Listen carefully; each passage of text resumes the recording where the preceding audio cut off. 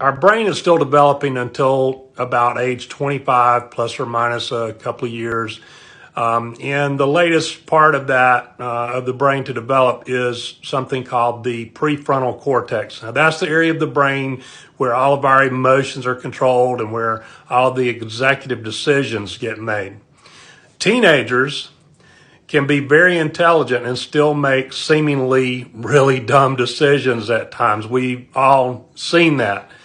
And that's because their prefrontal cortex has yet to be fully developed. The prefrontal cortex is connected to the rest of the brain with nerve cells called neurons. And I want you to think of these neurons as wires connecting computer systems, different computer systems or different parts of the brain.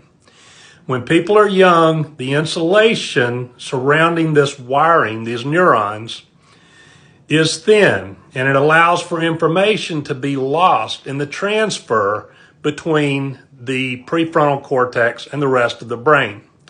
Now, the insulation that I'm speaking of, not really insulation, but for the purpose of this discussion, this insulation that I'm speaking of is a membrane known as the myelin sheath. That myelin sheath covers the neurons.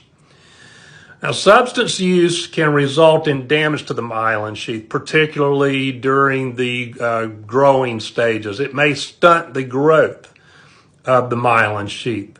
And the end result is an adult or older teenager that behaves as though they're much younger than they really are. Especially, they will lack emotional control.